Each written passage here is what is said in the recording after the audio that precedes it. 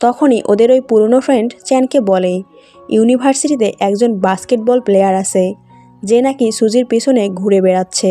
এই শুনে চ্যান তো আরও বেশি জেলাস ফিল করে। ওদিকে সুজি সইয়ের সাথে দেখা করে আর ওর ওপর অনেক বেশি রাগ দেখাতে থাকে, কারণ সুজি জানতে পেরে গিয়েছিল যে চ্যানের এদেশে থাকার কথাটা সইও জানত। তো সই সুজির কাছে সরি বলে ওকে এই সত্যিটা না বলার জন্য। ওদিকে রাতের বেলাতে চ্যান ওর রুমে আসলে ওর বারবার সুজির কথাই মনে পড়ছিল, আর সুজি যে ওর সাথে কথা বলেনি এটা ভেবে চ্যান অনেক বেশি হার্ট হয়ে যায়। তো সুজিকে মানানোর জন্য ওকে মেসেজ করলেও সুজি ওর মেসেজ দেখে কিন্তু ওর কোনো রিপ্লাই করে না। পরদিন সকালে সুজি হোস্টেল থেকে বের হলে চ্যান ওর সাথে দেখা করতে আসে। যদিও সুজি ওর সাথে কথা না বলে চলে যেতে চাইলে চ্যান ওর পেছন পেছন ঘুরতে থাকে। পরে সুজি ক্লাসের জন্য লেট হয়ে গেলে চ্যান ওর জন্য জায়গা রেখেছিল, কিন্তু সুজি ওর সাথে বসতে চায় না। কিন্তু আর কোনো উপায় না থাকায় সুজিকে চ্যানের পাশেই বসতে হয়। এখানে টিচার ওদের একটা ম্যাথ সলভ করতে দিলে সুজি খুব সহজেই ম্যাথটা সলভ করে দেয়, আর টিচার ওর অনেক প্রশংসাও করে। পরের সিনে দেখা যায় চ্যান লাইব্রেরিতে বসে পড়াশোনা করছিল। তখনই ওদের ইউনিভার্সিটির একটা মেয়ে ইউরি চ্যানের সাথে দেখা করতে আসে।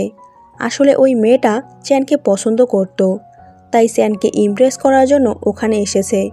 কিন্তু চ্যান ওকে পাত্তা না দিয়ে যেতে গেলে ইউরি ওকে এসে ওর গার্লফ্রেন্ডের ব্যাপারে জিজ্ঞেস করে।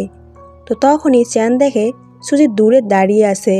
এই দেখে চ্যান ইউরিকে বলে ওর এক্স গার্লফ্রেন্ড এখানে আসে, যাকে সে আবারও ইমপ্রেস করতে চায়।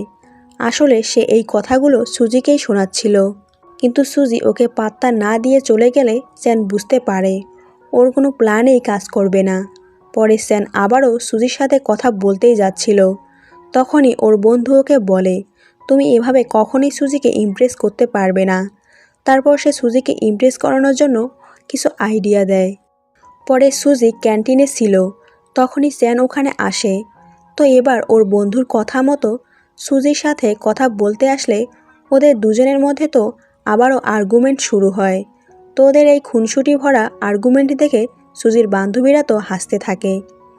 এরপর সুজি হোস্টেলে গেলে ওরা আবারও সুজিকে চেপে ধরে চ্যানের ব্যাপারে জানার জন্য। রাতের বেলা সব বন্ধুরা একসাথে ওদের একজন রুমমেটের বার্থডে সেলিব্রেট করে। ওখানে চ্যানও ওর বন্ধুদের সাথে এসেছিল। তো সুজির পাশে বসে চ্যান এক নজরে ওর দিকে তাকিয়ে থাকে। এখানে আমরা ফ্ল্যাশব্যাক থেকে দেখতে পাই চ্যান যখন বাস্কেটবল খেলছিল তখনই সুজিকে পছন্দ করা ওই ছেলেটা বাস্কেটবল কোর্টে আসে। তো ওরা একে অপরকে দেখা মাত্রই দুজনের মধ্যে লড়াই শুরু হয়ে যায়।